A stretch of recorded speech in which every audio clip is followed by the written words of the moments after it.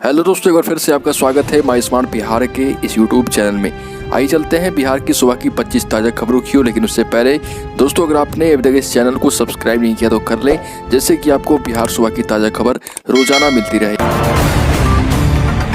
बड़ी खबर, नवादा में 4 साल की मासूम से रेप। नवादा में एक दरिंदे ने 4 साल की मासूम से रेप किया। युवक ने घर में घुसकर बच्ची के साथ हैवानियत की। बच्ची फिलहाल अस्पताल में भर्ती है। ये घटना रजौली थाना क्षेत्र के एक गाँव की है। परिजनों ने जब पुलिस से न्याय की गुहार लगाई तो मामला सामने आया। परिजनों की आवेदन के बाद पुलिस जांच में जुट गई है। खबर, बिहार के पर्यटन मंत्री के बेटे समेत 7 पर हुआ एफआईआर। नौतन विधायक और बिहार के पर्यटन मंत्री नारायण प्रसाद के बेटे द्वारा बगीचे में खेल रहे बच्चों की पिटाई मामले में पुलिस ने कार्रवाई शुरू कर दी। घायल युवक जनार्दन कुमार की मां के बयान पर मंत्री पुत्र बबलू कुमार सहित 7 लोगों पर मुफस्सिल थाना में मारपीट का केस दर्ज किया गया।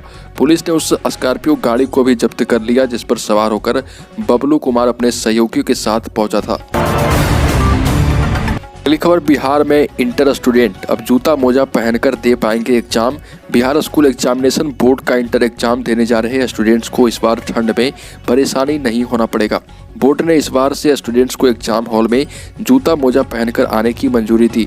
राज्य में फिलहाल जारी ठंड के मौसम को देखते हुए बोर्ड ने अपना पुराना निर्देश वापस ले लिया।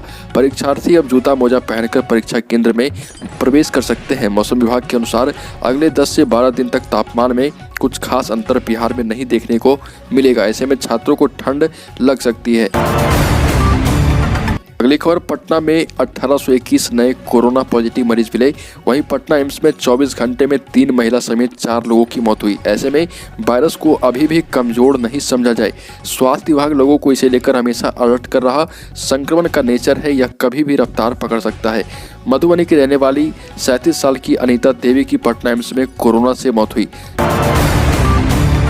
पर बिहार में 300 करोड़ का सर्राफा बाजार प्रभावित। पटना के बाकरगंज स्थित ज्वेलरी दुकान से 14 करोड़ लूटकांड मामले को लेकर पिछले कई दिनों से ज्वेलर्स लगातार विरोध प्रदर्शन कर रहे हैं, जिसके कारण बिहार के अलग अलग जिला के दुकानदारों अपनी दुकानों को बंद रखा है। इससे करोड़ों का व्यापार प्रभावित हो रहा। आभूषण कारोबारियों का कहना है कि पिछले 3 दिनों में 300 करोड़ का व्यापार प्रभावित हुआ है। खबर, आरा में ग्रुप डी के हजारों कैंडिडेट का हंगामा। आरा रेलवे स्टेशन पर अफरा तफरी का माहौल तब मच गया जब हजारों की संगठन में छात्रों ने रेलवे ट्रैक को जाम कर दिया। इसके बाद अपनी मांगों को लेकर केंद्र और बिहार सरकार के खिलाफ नारेबाजी करने लगे। आक्रोशित छात्र रेलवे ग्रुप डी की परीक्षा में बदलाव के साथ कई मांगों को लेकर आरा रेलवे ट्रैक पर उतरे और रेलवे परिचालन को पूरी तरह बाधित कर दिया। उत्तर प्रदेश में जेडीयू की सीधी लड़ाई बीजेपी से। प्रदेश विधानसभा चुनाव में जेडीयू सीधे बीजेपी से भिड़ने वाली है। अपने 26 सीटों के ऐलान के बाद यह तो जेडीयू ने साफ कर दिया है कि वह किसी भी तरह से इस बार कृपा नहीं करने वाली। जाहिर सी बात है कि जेडीयू ने काफी दिनों तक यह कोशिश की कि बीजेपी के साथ उत्तर प्रदेश में गठबंधन हो जाए और गठबंधन के तहत चुनाव लड़ा जाए, लेकिन बीजेपी ने उन्हें कोई तरजीह नहीं दी। इसके बाद जेडीयू एकला चलो राह पर चली है और इसके बाद अब बीजेपी से टक्कर उत्तर प्रदेश चुनाव में लेगी। खबर, औरंगाबाद में वार्ड सचिव चुनाव के दौरान मारपीट। औरंगाबाद में वार्ड सचिव के चुनाव के दौरान 2 गुटों के बीच जमकर लाठियां चली। मारपीट में 8 लोग जख्मी हैं और पुलिस के दखल के बाद मामला शांत हुआ। घटना बारून थाना क्षेत्र के धमनी पंचायत सरकारी भवन की है। घायलों में कई ग्रामीण भी शामिल हैं। गोपालगंज में शिक्षक काउंसलिंग की गई स्थगित। गोपालगंज शहर के एलएस बालिका उच्च विद्यालय में होने वाली काउंसलिंग में भाग लेने पहुंचे शिक्षक अभ्यर्थी उस वक्त आक्रोशित हो गए जब काउंसलिंग के लिए कोई अधिकारी मौके पर नहीं पहुंचे। इस दौरान दूर दूर से पहुंचे शिक्षक अभ्यर्थी को कई परेशानियों का सामना करना पड़ा। काउंसलिंग में भाग लेने पहुंचे शिक्षक अभ्यर्थी अंजन सिंह ने कहा कि आज 6 प्रखंड का नियोजन होना था। इसमें गणित, विज्ञान व भाषा विषय का नियोजन शामिल था। पर बिहार में 24 सीटों पर होने वाले बिहार विधान परिषद चुनाव को लेकर अब तक महागठबंधन के अंदर कांग्रेस और आरजेडी के बीच सीटों का बंटवारा नहीं हुआ। कांग्रेस के नेता लालू प्रसाद की ओर देख रहे हैं और उनसे मुलाकात कर फाइनल करना चाहते हैं। दूसरी तरफ खबर है कि लालू चाहते हैं कि तेजस्वी यादव के साथ बैठकर इस पर सहमति बने। चर्चा यह भी है कि आरजेडी सुप्रीमो कांग्रेस के प्रदेश स्तर के नेताओं से इस पर बातचीत नहीं करना चाहते। वो सोनिया गांधी या राहुल गांधी के स्तर पर इसे अंतिम रूप देना चाहते हैं। खबर बिहार में 2 दिनों तक बारिश का अलर्ट। जहानाबाद, नवादा, भोजपुर और सारण में गिरेगा ओला। 4 डिग्री तक गिर सकता है राज्य का पारा। पश्चिमी विक्षोभ के मजबूत होने और दक्षिण पूर्वी हवाओं की वजह से फिलहाल मौसम में कोई खास बदलाव नहीं होगा। पटना समेत बिहार के सभी भागों में गरज के साथ हल्की बारिश होगी। बिजली भी चमकेगी, पर सुपौल, अररिया, किशनगंज, सहरसा, मधेपुरा, पूर्णिया, कटिहार में बारिश व बादल नहीं गरजेंगे। खबर बिहार सरकार के मंत्री मुकेश सैनी ने साफ तौर पर कह दिया कि अगर एनडीए में सीट नहीं मिलता है तो मेरी तैयारी अभी 24 सीटों पर है। हमारे पास 24 नाम तैयार हैं और हम लोग सभी सीटों पर चुनाव लड़ेंगे।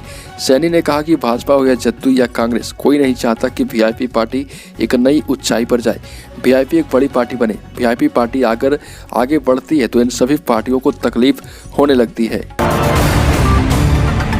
और अलीगढ़ मुस्लिम यूनिवर्सिटी और दिल्ली के जामिया इलाके में भड़काऊ भाषण देने वाले शर्जील इमाम के खिलाफ देशद्रोह का केस चलेगा। दिल्ली की वक्काकुड़ा कोर्ट ने भड़काऊ भाषणों से जुड़ी एफआईआर के आधार पर शर्जील इमाम के खिलाफ आरोप तय किए। एडिशनल सेशन जज अमिताभ रावत ने कहा कि शर्जील पर 2 समुदायों के खिलाफ दुश्मनी को बढ़ावा देने, भड़काने और देशद्रोह से जुड़ी धाराओं के तहत भी आरोप तय किए गए थे। पर पटना के बाकरगंज में हुए एसएस ज्वेलर्स डकैती कांड में शामिल 3 अपराधियों को गिरफ्तार किया गया। इनकी निशानदेही पर पटना के ही एक जगह से लूटे गए सोना और कैश का कुछ हिस्सा बरामद किया गया है। साथ ही कुछ अपराधियों के परिवार को पुलिस ने पूछताछ के लिए डिटेन किया। बरामद सोना की वैल्यू क्या है, बरामद कैश कितना है, इस बारे में पटना पुलिस की तरफ से आधिकारिक तौर पर कुछ भी नहीं बताया गया है, पर संभावना है कि दोपहर तक इस पर कुछ बड़ा खुलासा हो सकता है। मैट्रिक और इंटर में एक बेंच पर बैठेंगे 2 परीक्षार्थी। बिहार बोर्ड और स्कूलों की ओर से इंटर और मैट्रिक वार्षिक परीक्षा 2022 को लेकर तैयारी जारी है। कोविड-19 को देखते हुए प्रत्येक बेंच पर 2 परीक्षार्थी को ही बैठने की इजाज़त दी जाएगी। बोर्ड ने परीक्षा के दौरान कोरोना के सारे नियमों का सख्ती से पालन करने को कहा। इसी क्रम में सीटिंग अरेंजमेंट को लेकर भी निर्देश जारी किए गए। परीक्षा के दौरान परीक्षार्थियों की सुरक्षा के लिए कहा गया है कि एक बेंच से दूसरे बेंच के बीच पर्याप्त दूरी होनी चाहिए। दोस्तों, बिहार की ताज़ा खबरों में अभी के लिए इतना ही। अगर आपने अभी तक इस चैनल को सब्सक्राइब नहीं किया तो कर ले, जिससे कि आपको बिहार सुबह की ताज़ा खबर रोजाना की तरह मिलती रहे।